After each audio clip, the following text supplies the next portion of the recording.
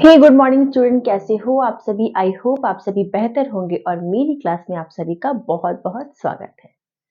चलिए, तो हम अपनी एंशिएंट हिस्ट्री और जीके लूसेंट को कवर कर रहे थे। हमने बहुत सारे टॉपिक्स को कवर कर लिया था। लास्ट क्लास में हमने पढ़ा था फॉरेन ट्रैवलर्स के बारे में, विदेशी यात्रियों के बारे में कि किस प्रकार से वे भारत आए थे और भारत के बारे में उन्होंने अपने क्या क्या विचार प्रस्तुत किए। आज की क्लास में हम अपनी एंशिएंट हिस्ट्री को आगे बढ़ाएंगे और एक नई टॉपिक को कवर करेंगे।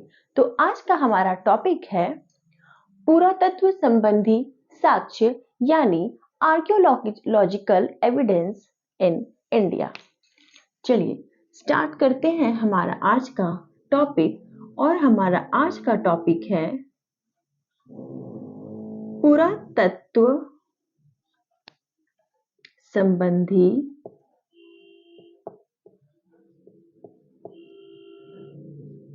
साक्ष्य यानी आर्कियोलॉजिकल एविडेंस इन इंडिया। आखिर हमें ये टॉपिक पढ़ने की जरूरत क्यों है या इस टॉपिक को हम क्यों पढ़ते हैं। देखिए, जब भी हम अपने इतिहास को देखते हैं, जब भी हम इतिहास को पढ़ते हैं, तो हमें इतिहास की जानकारी कहीं ना कहीं से जरूर मिली होगी। हम जो भी पढ़ते हैं बिफोर क्राइस्ट या एडी या बीसी किसी भी चीज के बारे में या काफी समय पहले के बारे में या मोहनजोदाड़ो हड़प्पा सभ्यता, बहुत सी चीजों के बारे में हमें कहाँ से जानकारी मिली। वेद के बारे में हमें कहाँ से जानकारी मिली। वेद 4 प्रकार के हैं, कहाँ से हमें इन सब चीजों की जानकारी मिली। तो इन सब चीजों की जानकारी हमें कहीं ना कहीं से अवश्य मिली होगी, जिसके बाद हमने धीरे धीरे उसे सीक्वेंस में पढ़ना स्टार्ट किया। आज हम उन्हीं चीजों के बारे में पढ़ेंगे, उन्हीं साक्ष्य के बारे में पढ़ेंगे कि ऐसा क्या चीज हमें मिला जिससे हमें इतिहास के बारे में जानकारी मिली। पूरा यानी पुराना, तत्व यानी एलिमेंट्स। ऐसा क्या पुरानी तत्व है, ऐसे क्या पुराने साक्ष्य है जिससे हमें इतिहास के बारे में जानकारी मिली। तो चलिए अपने टॉपिक को आगे बढ़ाते हैं और स्टार्ट करते हैं। यहाँ पर हम कुछ टॉपिक को कवर करेंगे, जिसमें से सबसे पहले हम बात करेंगे अभिलेख के बारे में या शिलालेख, जिसे कहेंगे हम rock edict. Rock edict. Second number पे हम बात करेंगे स्तंभ लेख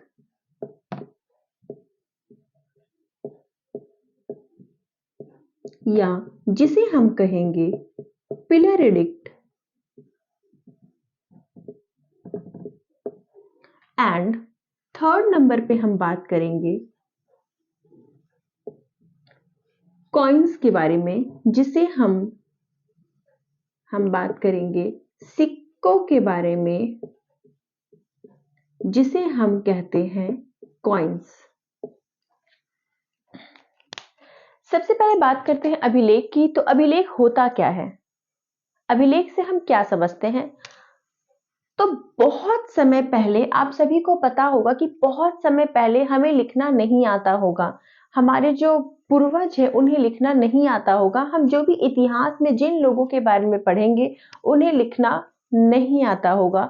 तो आखिर जब बहुत समय पहले पेपर भी नहीं होता होगा, आज तो हमारे पास पेपर है, पेन है, पेंसिल है, उन सभी चीजों से, उन सभी चीजों की हेल्प से आज हम बहुत कुछ लिख सकते हैं, बहुत कुछ अपने पास स्टोर करके रख सकते हैं। लेकिन पुराने समय में पेपर्स नहीं होते थे।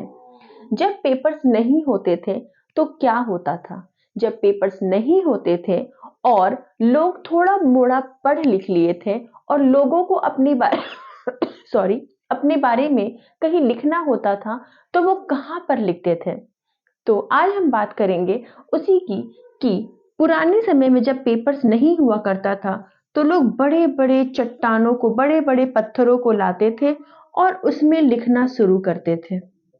उसमें वो बहुत छोटे छोटे छोटे छोटे छोटे छोटे चीजों अपना आराम से लिखते थे, और जब वो पूरा कंप्लीट हो जाता था तो यही चीज हमारा कहलाता था अभिलेख या शिलालेख या रॉक एडिक्ट।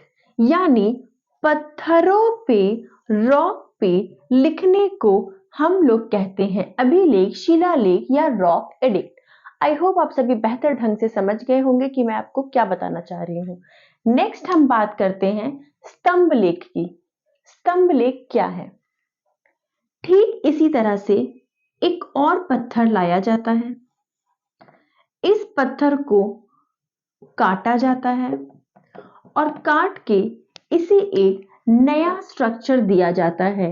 यानी एक पत्थर जो है वो काट के कुछ इस तरह का शेप बनाया जाता है जो एक पिलर की तरह दिखता है, और इस पिलर पे फिर लिखा जाता है। और जब ये भी कंप्लीट हो जाता है तब इसे हम कहते हैं स्तंभ लेख यानी पिलर एडिक्ट।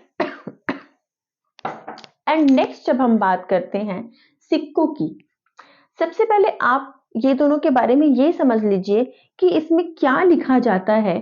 तो जिस जमाने के राजा महाराजा इस समय में हुआ करते थे, वही राजा महाराजा या शासक जो है वो अपने बारे में इस अभिलेखों में लिखवाते थे, और इन्हीं अभिलेखों को धीरे धीरे पढ़ने के बाद या जो फॉरेन ट्रैवलर्स आए थे उन्होंने भी जब इन अभिलेखों को पढ़ा था तब उन्होंने अपनी पुस्तकों में इन अभिलेखों के बारे में डिटेल्स में लिखा था।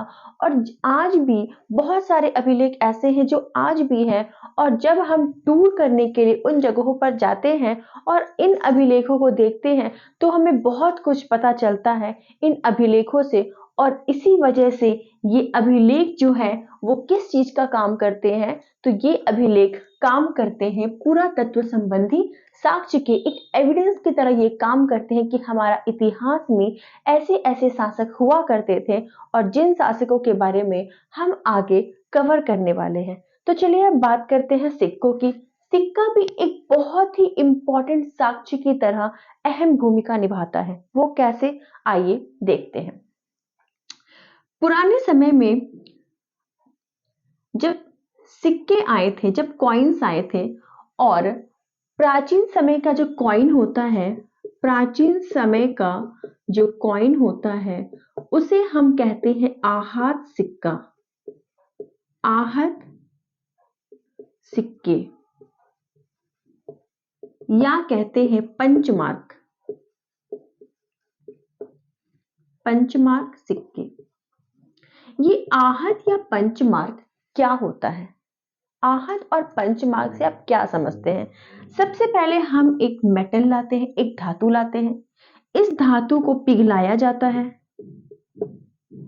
इस धातु को पिघलाया जाता है। जब ये थोड़ा पिघल जाता है तब इसके ऊपर प्रहार किया जाता है, इसके ऊपर प्रहार किया जाता है, और प्रहार करने से एक मार्क हो जाता है।